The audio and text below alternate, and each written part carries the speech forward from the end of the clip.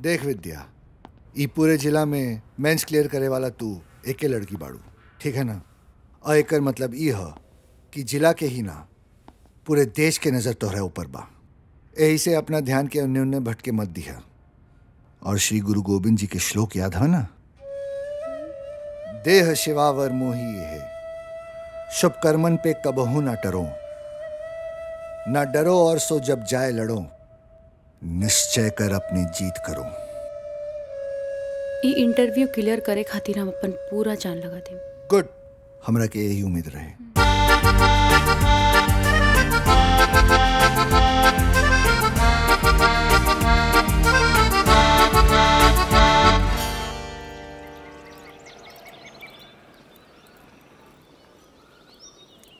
आशीर्वाद दी मामी। हमरा के भरोसा तो नहीं खे, फिर भी हम भगवान से प्रार्थना करब कि तू कुछ बन जा।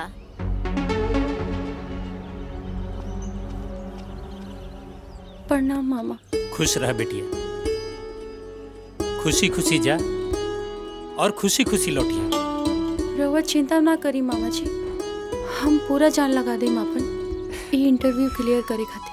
हमरा पूरा भरोसा बा बिटिया, हमारा आशीर्वाद तहरा साथे बा। जा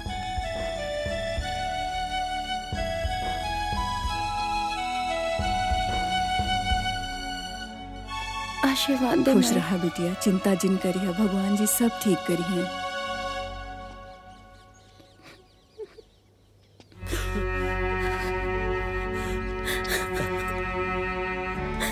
भगवान तोरा के बहुत सफल बना बस। ए बेटी, अरे सुननी है कि दिल्ली बहुत बड़ा शहर हवे, तनी संभाल के रहिया। हम लोग के चिंता मत करिया, हम लोग अपना के संभाल ले। जा।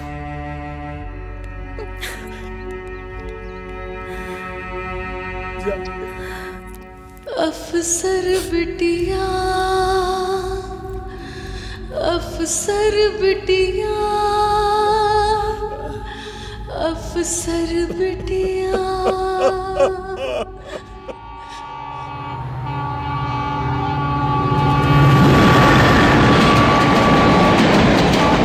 सारा दुनिया के पता बा कि पंडित दिवाकर द्विवेदी केंद्रीय राज्य मंत्री बड़े, खाली हमार बहन के पता नहीं खे।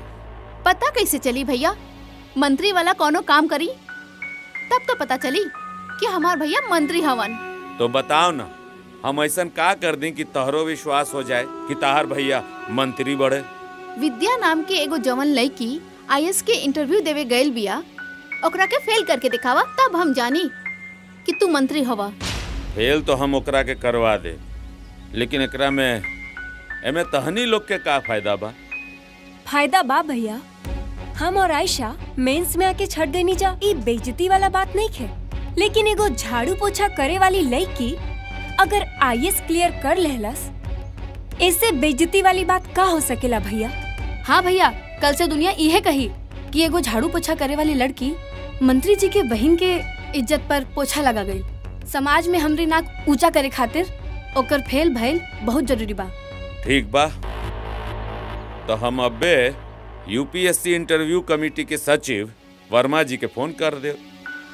वर्मा जी के फोन लगाता। जी मंत्री जी।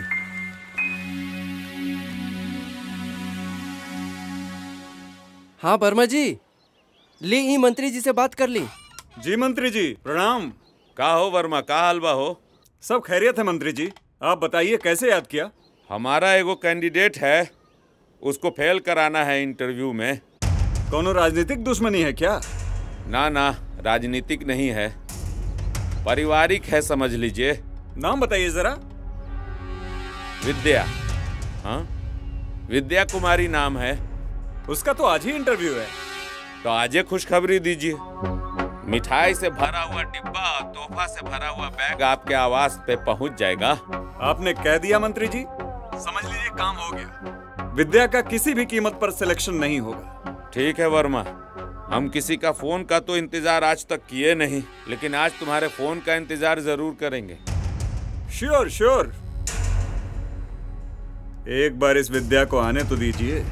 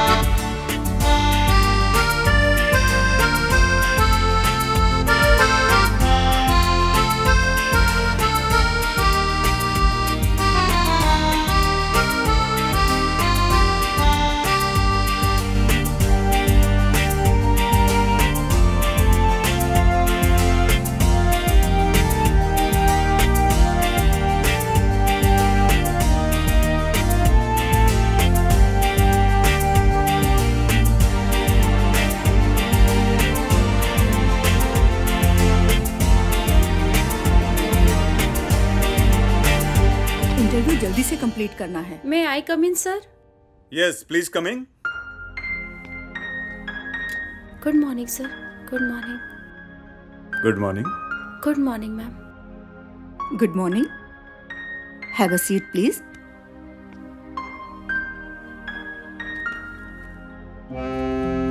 सर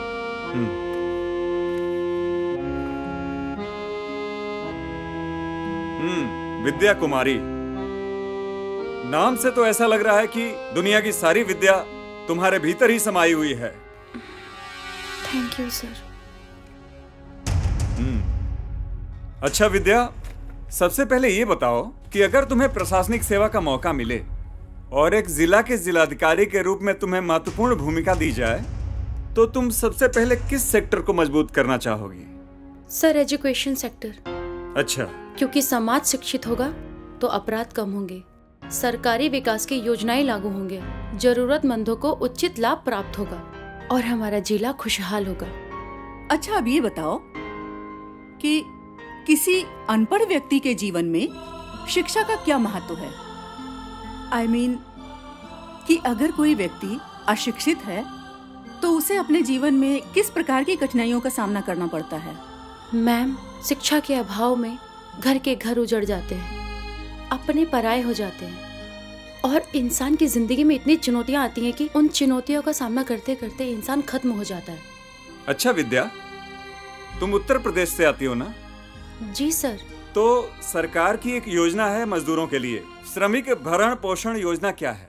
जो श्रमिक है उनका परिवार मजदूरी से चलता है और कोरोना काल के कारण वो बाहर नहीं निकल पाते हैं, उनकी आर्थिक स्थिति खराब हो चुकी है। उनकी तकलीफ को ध्यान में रखते हुए श्री माननीय मुख्यमंत्री जी ने इन श्रमिकों के लिए श्रमिक भरण पोषण योजना लागू की है, जिसमें हर परिवार को 1000 रुपए लाभ मिलता है और इस लाभ का 20 लाख लोगों ने फायदा उठाया है। मुख्यमंत्री अभ्युदय योजना से तुम क्या समझती हो? मैम, राज्य में बहुत सारे यूथ हैं जो कंपटीशन की तैयारी करते हैं, लेकिन अपने राज्य में उनको अच्छी कोचिंग नहीं मिलती है। इसी को ध्यान में रख के मुख्यमंत्री जी ने इस योजना की शुरुआत की ताकि बच्चे बाहर जाके अच्छी पढ़ाई कर सकें। ओके। अच्छा अब ये बताओ कि एक किसान के खेत में 4 घास के ढेर थे और उसके बगल वाले खेत में 4 घास के ढेर और थे और उस किसान ने सभी घास के ढेरों को एक साथ मिला दिया। तो अब बताओ कि उस किसान के पास कितने घास के ढेर रह गए? मैम, 1 ढेर। गुड। ग्रेविटी का सेंटर क्या होता है? ग्रेविटी शब्द के सेंटर में वी अक्षर आता है, इसका आंसर वी होगा। वाई के अगर कुल 8 बच्चे हैं और उनमें से हर एक की एक एक बहन हो तो वाई के कुल कितने बच्चे होंगे? सर, वाई के 9 बच्चे होंगे। गुड। अच्छा एक और प्रश्न, इंग्लिश का वो कौन सा शब्द है जो हमेशा रॉन्ग पढ़ा जाता है? मैम, इंग्लिश का शब्द रॉन्ग, जिसको हमेशा रॉन्ग कहा जाता है। Very good. Thank you ma'am.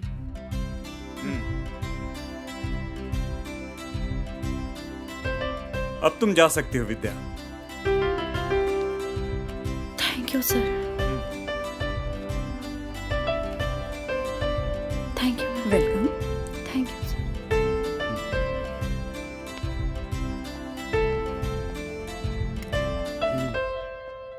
Verma ji, प्रतिभा में तो कोई कमी नहीं लड़की के, लेकिन झाड़ू पोछा करने वालों के हाथ में प्रशासनिक सेवा की बागडोर दे दी गई तो हो चुका हमारे देश का कल्याण।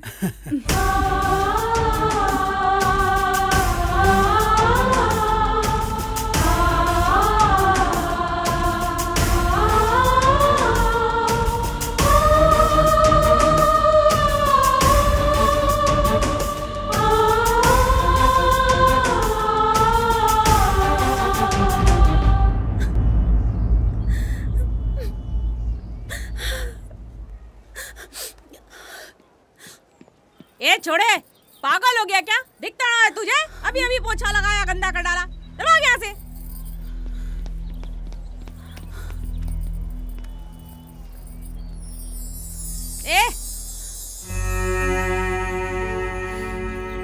ए छोड़ी तो मौसी तुम यहाँ? अरे मैं यहाँ हूँ ना, इससे कोई फर्क नहीं पड़ता, लेकिन तू यहाँ है ना, इससे बहुत फर्क पड़ता है रे। मैं तो हमेशा से तुझे यहाँ देखना चाहती थी, अब जाके ऊपर वालों ने मेरी चाहत पूरी कर दी है रे। मौसी हमने सब कुछ मेरे लिए छोड़ दिया। अरे छोड़ी कहाँ रे, थक गई थी उस शहर में, बहुत कुछ छीन लिया था उस शहर ने मेरा। और वैसे भी मेरी माँ की अनुकंपा की नौकरी बची थी, आके पकड़ ली मैंने। अब तू ये बता कि तेरा इंटरव्यू कैसा गया? मौसी ये लोग कभी हम गरीब का भला नहीं होने देंगे। ए छोड़ी, ऐसा नहीं सोचते ना।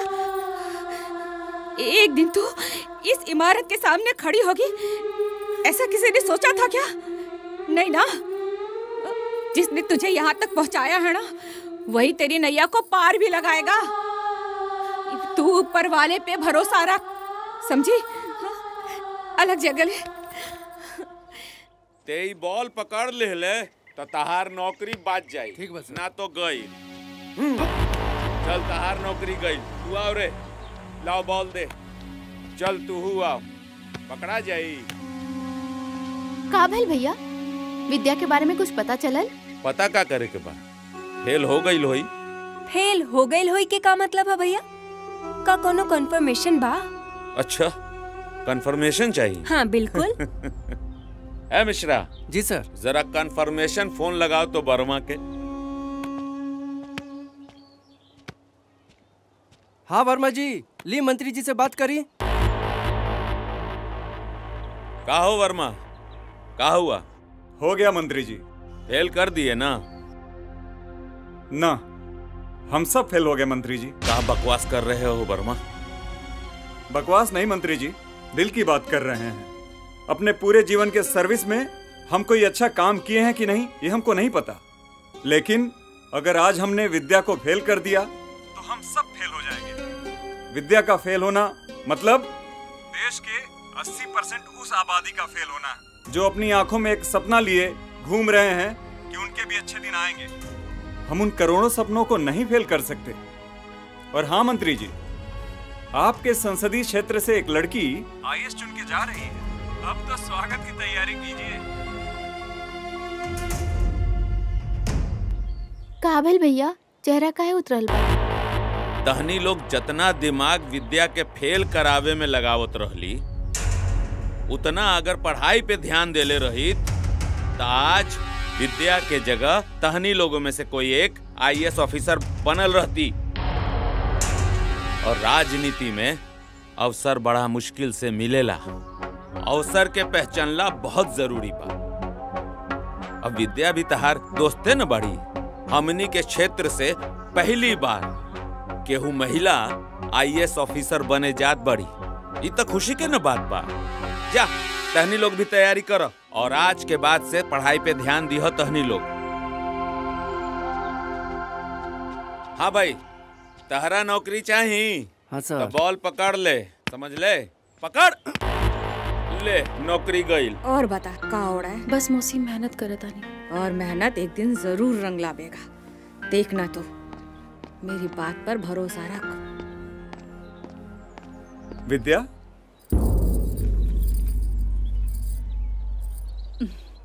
कांग्रेचुलेशंस विद्या। भारतीय प्रशासनिक सेवा में तुम्हारा स्वागत है। अफसर बिटिया, सच में? अफसर बिटिया। देखो छोरी, मैंने कहा था ना, हमारी बात सच हो गई। You have bright future, congratulations. ए छोरी, देखो ना, मैं कहती थी ना, तेरे सारे सपने सच होंगे, और हो गया।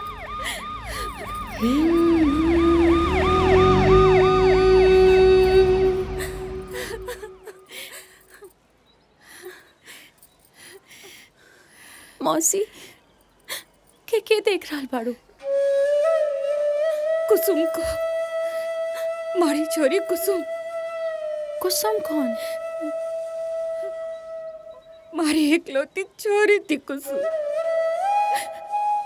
तेरी तरह ना वो भी बहुत पढ़ना चाहती थी, बहुत बड़ा आदमी बनना चाहती थी, पर उस वक्त हमारी औकात ही नहीं थी उसको पढ़ाने की। एक दिन निराश होकर उसने फांसी का फंदा लगा लिया। मौसी, मैं हूं ना आपकी कुसुम, मैं हमेशा आपके साथ रहूंगी।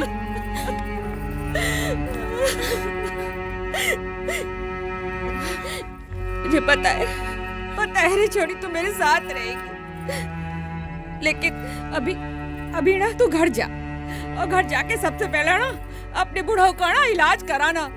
तुझे पता है तेरे पढ़ाई के चक्कर में अपना इलाज भी नहीं कराता था। जाके उसका ख्याल रख और ये खुशखबरी ना सबको सुना दे। जा छोड़ी, खुश रहना।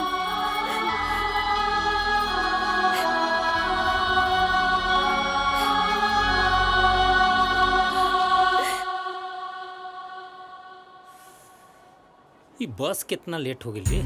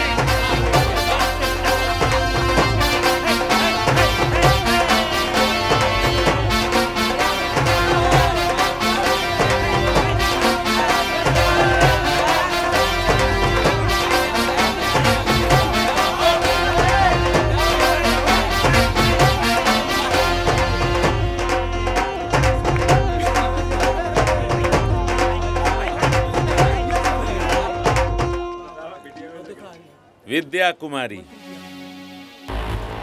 बधाई हो, तालियां। तहरा का लागल कि हम हाथ पे हाथ धर के बैठल रहनी। पहला बेर हमार क्षेत्र से कोई महिला कैंडिडेट आईएएस ऑफिसर बने जात रहली हो, तो चुप कैसे बैठती? पूरा दिल्ली तक फोन लगा के हिला देले रहनी, पूरा दिल्ली के। अरे सहेली बाड़ी, स्वागत, माला पहनाओ, माला पहनाओ। कांग्रेचुलेशंस विद्या। तालियां, तालियां।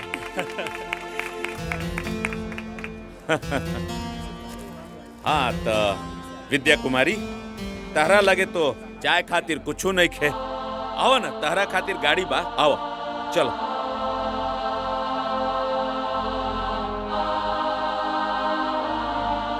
ले चला सहेली के, गाड़ी में लेकर चलो, आओ। चला विद्या।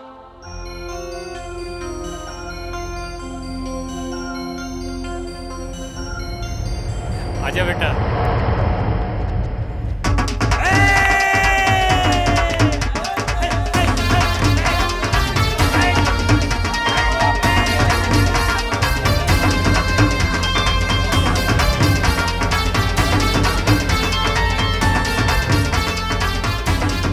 इंसान के हमेशा जमीन पे रहे के चाहिए, सीखा तहनी लोग।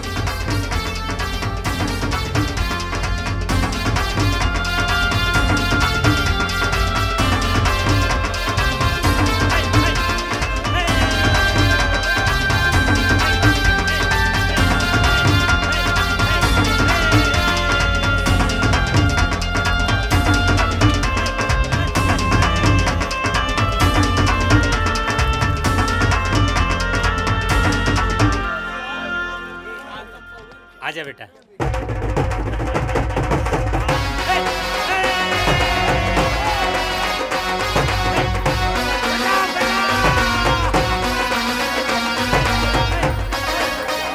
प्रणाम जीवन भर हम तारा संगे पराया जैसन व्यवहार कैनी। हमरा के माफ कर दे विद्या, हमरा के माफ कर दे। अरे मामी कैसन बात कर रहल बाड़ू?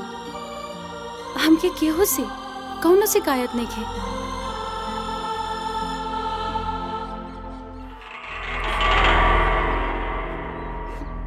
माई बाबू कहाँ बाड़े? तो के आज के दिन तो रोकल चाहत रहला माई। कितना बोर दिन बा आज। तोहार ई बिंदी सिंदूर चूड़ी कैसन भेष बनेले बाड़ू? ई का होलिया बा माई?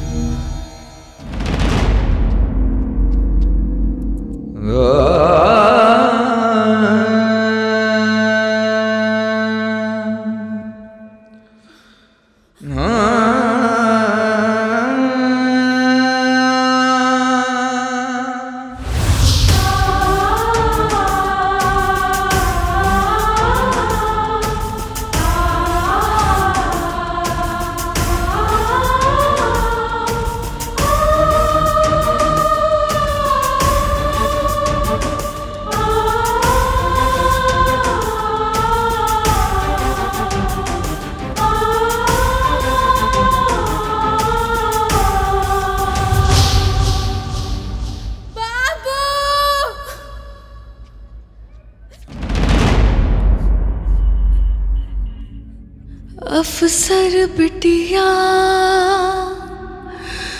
अफसर बिटिया, अफसर बिटिया, अफसर बिटिया, अफसर बिटिया, अफसर बिटिया। कलेक्टर जिला के राजा होला। ओकरा आदेश से जिला खुलेला और ओकरा आदेश से जिला बंद होला। ओ, देखा तोरा उहे कलेक्टर बने के बाद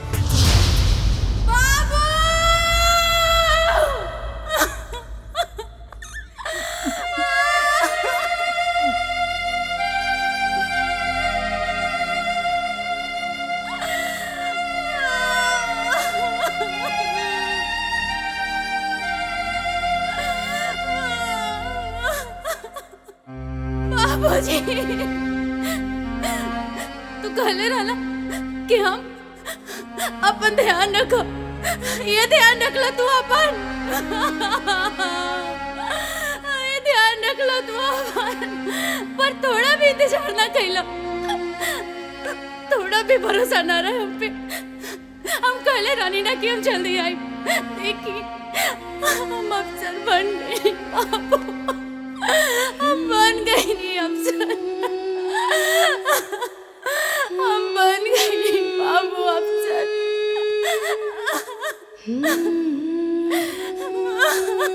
बेटी वो पहले ही से बहुत बीमार रहना। कितना बार कहने की इलाज करवा ला, लेकिन हमेशा ही कह के टाल देलन कि हमरा अपना बेटी के पढ़ावे के बाद।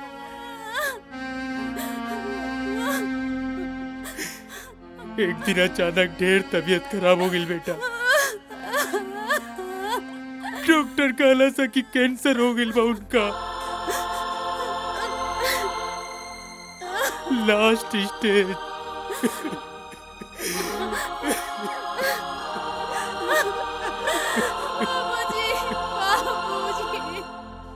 ई कुल तोरा से बतावे से वो खुद ही मना कैले रहला।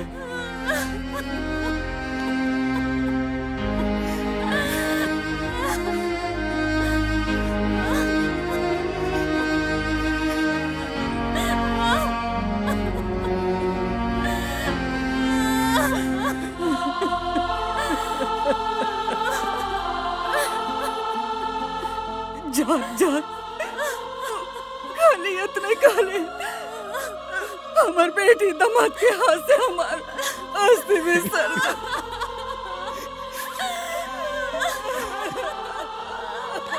हाँ बेटा, जीजा जी के आखिरी इच्छा तोरे पूरा करे के बाद उठ जाओ।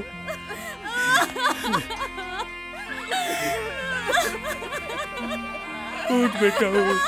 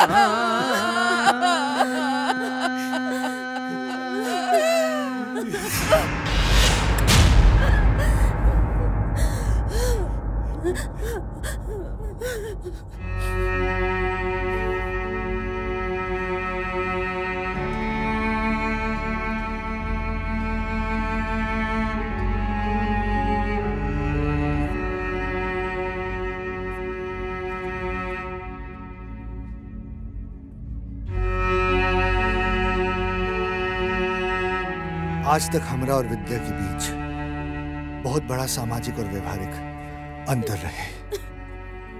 आज वो अंतर खत्म हो गई बा।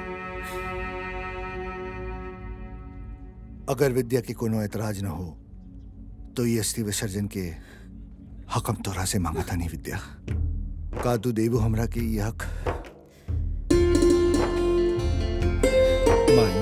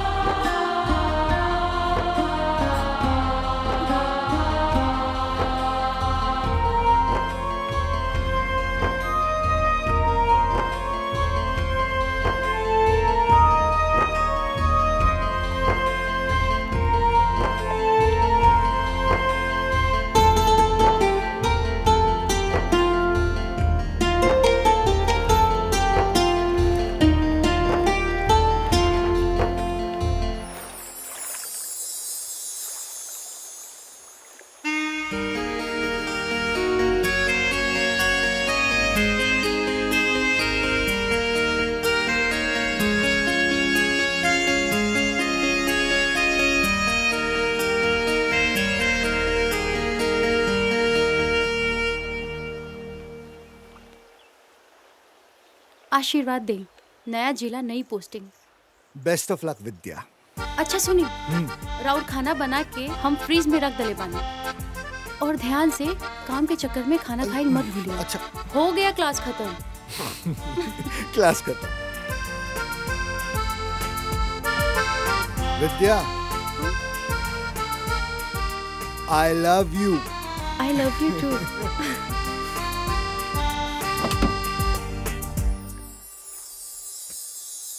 आपन पसंदीदा फिल्म देखे खातिर डाउनलोड करी दंगल प्ले ऐप।